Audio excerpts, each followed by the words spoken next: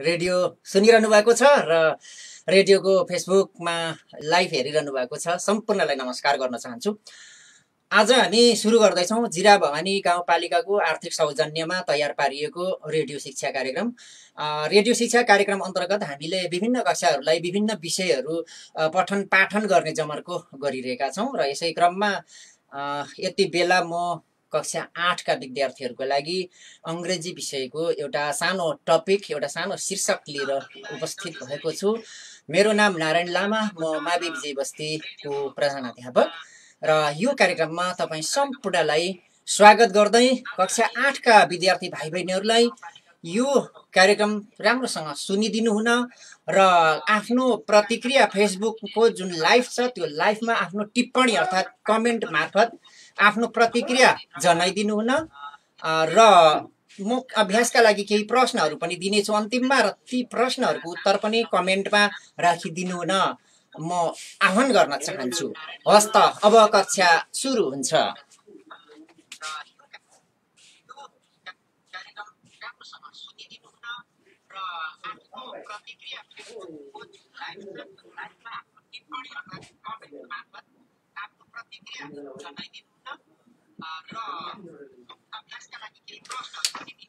Yes, again, welcome back to the program. Dear students from class 8 from of all schools of Parsa district, not only Parsa district but anywhere where you can watch this program. In other words, in brief, you can watch this program worldwide through our website page. So I'm going to start my English class for the students of class 8. The subject is English, and today I have selected one topic, one grammatical topic for you. The topic is relative clause. Yes, today's discussion will be relative clause for grade 8 students, and in Nepali we say सबभन उपवाक्य. Yes, in Nepali सबभन उपवाक्य, in English relative clause. Yes, dear students, we are going to start this topic, relative clause, and you have to study this topic in your textbook, English textbook. Please look at your English textbook. You can find this topic in your grammatical section, relative clause. Yes, and in the beginning, I would like to express how we can join sentences by using relative clause. But before that, you need to know what a relative clause is. So, in brief, we are going to discuss the definition, the introduction of relative clause. You know, students, you already know that sentence is a group of words that must have a subject and action verb. Both action verb and subject must agree with each other. For example, look at the board. Ram speaks English. Yes, Ram speaks English.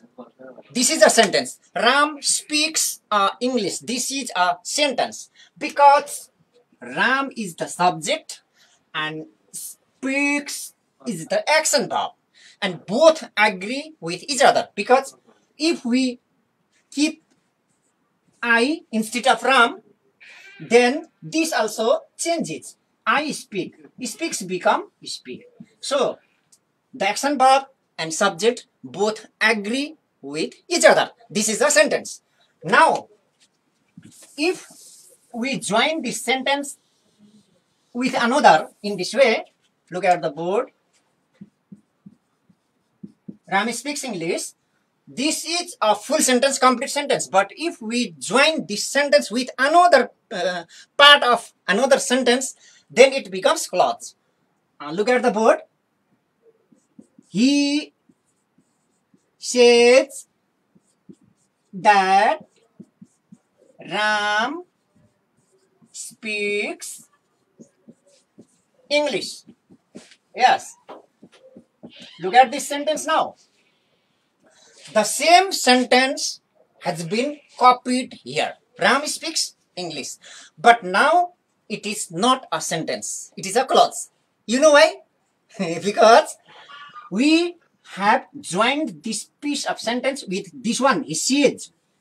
And the joining word is that. Now, there are two clauses in this sentence. One clause is he says, and the another is Ram speaks English. Yes, these two parts have become clauses in this case. And the whole sentence, he says that Ram speaks English, is the complete sentence. Clear? Yeah. Now, we are going to another step. In this way, we can say that a clause, it means in Nepali, upavakya. Yes. A clause or upavakya is a group of sentence, group of words that must have a subject and an action verb. In which case, action verb and subject must agree with each other. This is a clause. But there is one difference between the sentence and the clause. Sentence is solely independent. It is complete, but clause may be dependent upon another part. So in this sense, there is only one difference between the clause and the sentence. बुझ्नु भयो तपाईहरुले? उपवाक्य र वाक्यमा फरक है? वाक्य पूरा आफ्नोमा आफ्नै पूरा अर्थ दिन सक्षम हुन्छ, तर उपवाक्य अरु अंशमा वाक्यको अरु अंशमा निर्भर रहन पनि सक्छ है. In this case, we call this clause. Now we are going to another step. Definition of the relative clause. Definition of the relative clause. Definition of the relative clause. It means introduction. It means we are going to know what a relative clause is. How to define a relative clause. But you don't need to know the definition exactly, because the thing which you should know, which you must know, is the concept of relative clause. You must have a clear concept of relative clause in your mind. And only in that case you will be able to join sentences by using relative clause. Now, look at the board. The relative clause. What is a relative clause? Or what is the relative clause? Okay, now look at the board. Ramesh, this is an example sentence. Ramesh, who is a doctor. Ramesh, who is a doctor,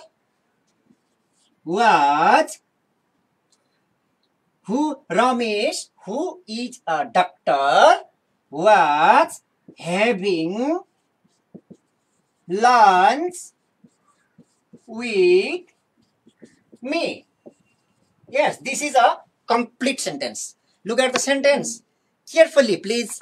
Carefully look at the sentence. I am going to explain. Ramesh, who is a doctor, was having lunch with me. Ramesh, जो चाहिँ doctor हुन्, मसँग खाना खाँदै थिए.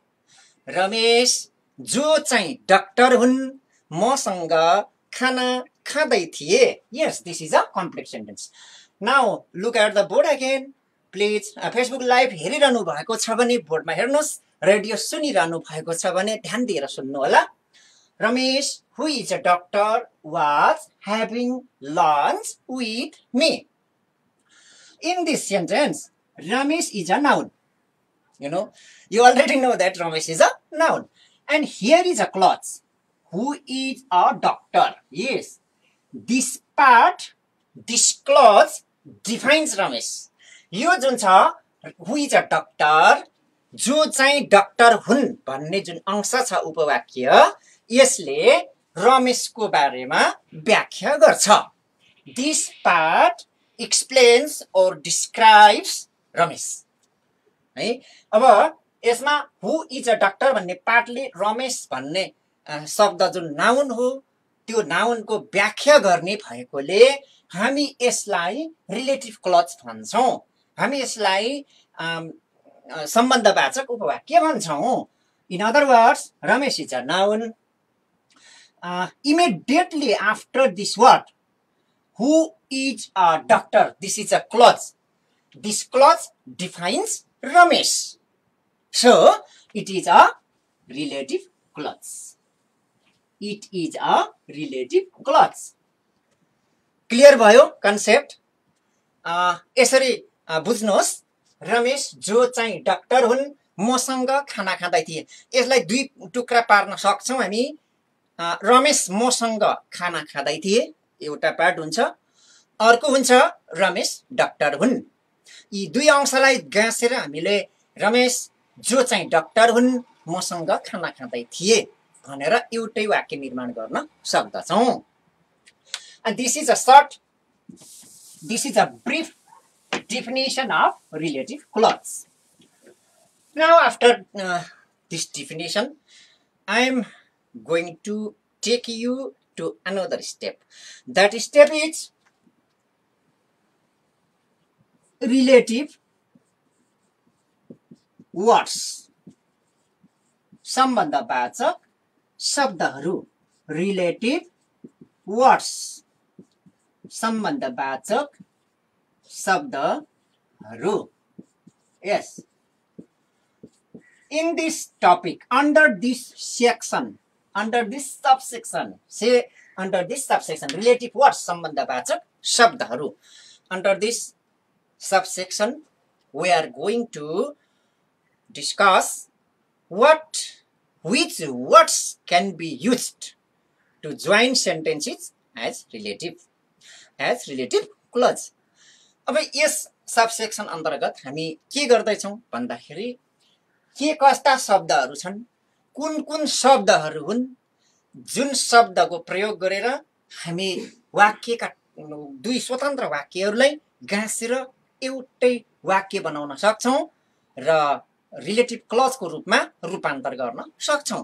त्यस्ता शब्दहरूको बारेमा हामी छोटकरीमा छलफल गर्न गइरहेका छौं.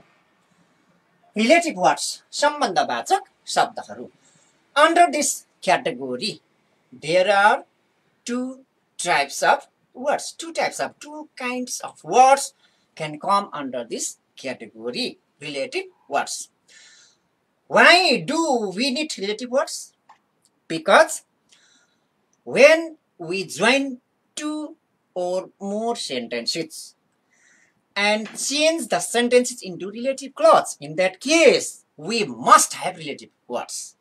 कस्तो बेलामा हामीलाई सम्बन्धवाचक शब्द आवश्यक पर्छन् भन्दाखेरि जब हामी दुई वा दुई भन्दा बढी स्वतन्त्र शब्द वाक्यहरूलाई गाँसेर सम्बन्धवाचक उपवाक्य बनाउँछौं, त्यस बेला हामीसँग सम्बन्धवाचक शब्दहरू अनिवार्य रूपमा हुनु जरुरी छ.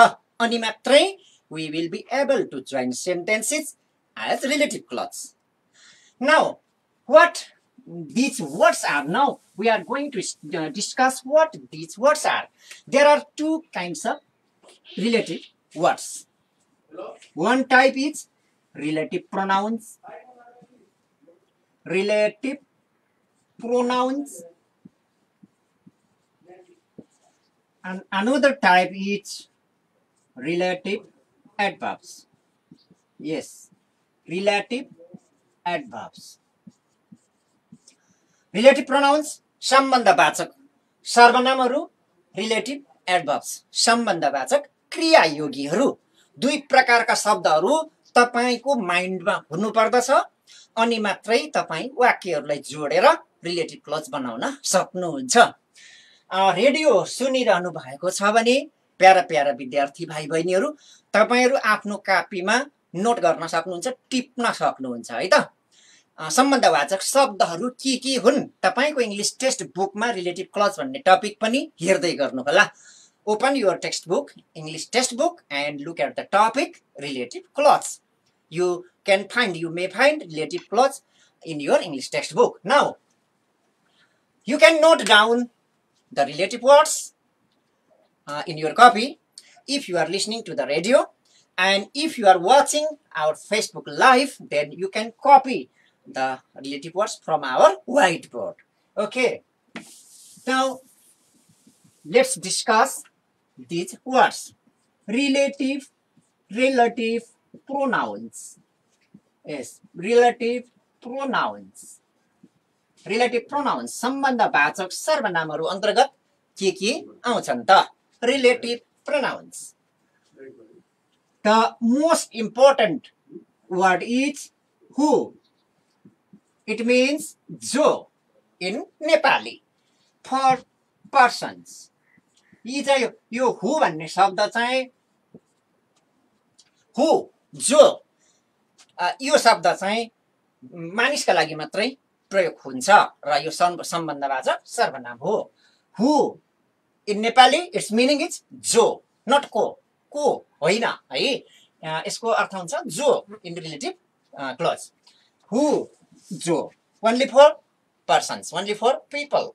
We can use this word only for person. And the case is subjective. Subjective case. The word who. We can use this word who as a relative pronoun only for people, only for persons, and only in subjective case, not in objective case, not in possessive case. And another word, whom, just like, whom, just like. This is also for persons in the objective case. Yes, objective case. Yes, whom, this word is used only for persons in the objective case. Note गर्नुभयो कापीमा। Radio सुनिरहनु भएका विद्यार्थी भाइ बहिनीहरूले टिप्नु होला है। Relative pronoun भित्र पहिलो सबैभन्दा महत्त्वपूर्ण शब्द पर्छ हु, जसको अर्थ हुन्छ जो, र यो मानिसका लागि मात्रै प्रयोग हुन्छ सब्जेक्टिभ केसमा मात्रै। अनि अर्को शब्द छ हुम, यो पनि मानिसका लागि प्रयोग हुन्छ अब्जेक्टिभ केसमा, अर्थ हुन्छ जसलाई। एन्ड द थर्ड वर्ड, तेस्रो शब्दतिर हामी जाँदैछौँ, हुज, जसको, यस जसको, फर पिपल अथवा फर पर्सन्स, यो पनि मानिसकै लागि प्रयोग हुन्छ पोजेसिभ केस। यसको केस चाहिँ पोजेसिभ हुन्छ। Only in, we can use this word only in the possessive case. The most important three words are who, whom, and whose. है, फेरि स्मरण गर्नुहोस्, सबैभन्दा महत्त्वपूर्ण तीन शब्दहरू हुन् हु, हुम, हुज। याद भयो? एकदम राम्रोसँग दिमागमा राख्नु होला। Who, whom, whose. Yes, again once more, let's try. Who for persons, subjective case. Whom for persons, objective case. Whose for persons, possessive case, in the possessive case. Okay, now the fourth word. अब तपाईहरुले Facebook live हेरिरहनु भएको छ भने white बोर्डबाट सारिसक्नु भयो होला, म आशा गर्दछु। नाउ द फोर्थ वर्ड, चौथो शब्दतिर जान्छौं हामी। which, जुन, yes, for things, subjective, subjective case, objective case. Okay. Which चौथो शब्द हो which, जसको अर्थ हुन्छ जुन। जुन भन्ने अर्थ हुन्छ र यो चाहिँ मानिसका लागि प्रयोग हुँदैन, वस्तुका लागि प्रयोग हुन्छ। For things. यस। केस कुन हो भन्दाखेरि सब्जेक्टिभमा पनि which, अब्जेक्टिभमा पनि which हुन्छ। र सब्जेक्टिभ अब्जेक्टिभ दुईटै केसमा which को हामी प्रयोग गर्न सक्छौं। We can use this word which for things in both the subjective and the objective case. Again, another word, that. Yes, that. June, jo. For people and things. For people June and things. Jo. The case is subjective and objective. Yes. एउटा यस्तो शब्द छ जुन शब्द मानिसका लागि पनि हामी प्रयोग गर्न सक्दछौं र वस्तुका लागि पनि हामी प्रयोग गर्न सक्दछौं। We can use this word that as a relative pronoun for both people and things, and in the both cases subjective and objective. यसरी दुईटै केसमा दुवै थरीका लागि हामी यो that भन्ने शब्दको प्रयोग गर्न सक्दछौं। यस। त्यसपछि अर्कोतिर जाउँ। Now another word, what. What. Yes, what. What भन्ने शब्द है, टिप्नुहोस् है त कापीमा। what. जे। जे। what. जे। for things. For things. Subjective and objective. Yes. If you are watching the Facebook live, you can copy these words from our whiteboard, and if you are listening to the radio, then you can note down, you can listen to my voice and note down in your copy. Dear students, complete भयो होला, तपाईहरुलाई याद भयो होला अहिलेसम्मका relative वर्डहरु। Let's memorise again, let's recall again, एकचोटी याद गरौँ है त। Yes, let's go. Who, जो. For people, subjective case. Whom, just like. For people, objective case. Whose, just go. For people, possessive case. Which, June. For things, subjective and objective case. That. For people and things, subjective and objective case. And what, J. What, J. For things, subjective and objective. Count all the words you have noted till now. अहिलेसम्म तपाईले note गर्नुभयो। अहिलेसम्म तपाईले आफ्नो कापीमा सार्नु भएका शब्दहरूलाई एकचोटी गन्ती गर्नुस् त। Who, whom, whose, what, which, that. कतिवटा भए? हजुर राम्रोसँग काउन्ट गर्नुस् है। Who, whom, whose, which, what, that. ल भन्नुस् त। Say exactly how many words are there? Yes, you are right. 6 वटा है। There are 6 words. These are relative pronouns. यसलाई चाहिँ क्लियरली माइन्डमा राख्नु होला है। Keep in your mind, these are the relative pronouns. त्यसपछि अब अर्का पनि केही शब्दहरू छन्, अरु पनि छन् है। यी शब्दहरूको बारेमा पनि हामी फेरि पनि चर्चा गर्दै छौं। Now we are going to know what are the relative adverbs. What are the relative adverbs? Relative adverbs भित्र पनि हामी जाँदै छौं है। यो पनि नोट गर्नु होला। रेडियो सुनिरहनु भएका विद्यार्थी साथीहरुले, विद्यार्थी भाइ बहिनीहरुले यिनीहरुलाई पनि आफ्नो कापीमा टिप्नु होला र फेसबुक लाइभमा जो हुनुहुन्छ तपाईहरुले व्हाइट बोर्डबाट सार्न सक्नुहुन्छ है। The first word under relative adverb. Where. Where. Jahan. Where. Jahan. For places. For places. Where. Jahan. For places. ठाउँका लागि प्रयोग हुने शब्द हो where. यो एडभर्ब हो, प्रोनाउन होइन, यो सर्वनाम होइन, क्रियायोगी हो, रिलेटिभ एडभर्ब अर्थात् सम्बन्धवाचक क्रियायोगी भनेर हामी भन्दछौँ। Now another word. When. When.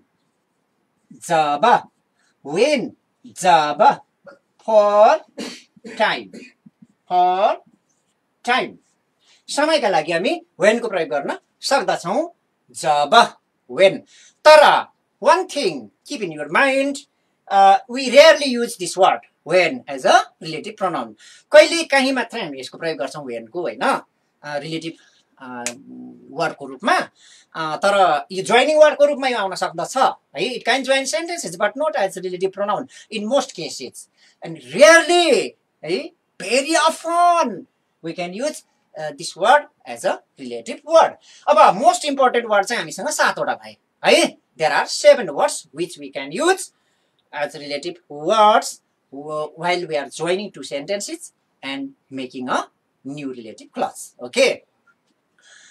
अब हाम्रो निर्धारित समय करिब करिब सकिन थालेको छ. त्यसैले भाइ बहिनीहरु है, this is for your homework, for your task.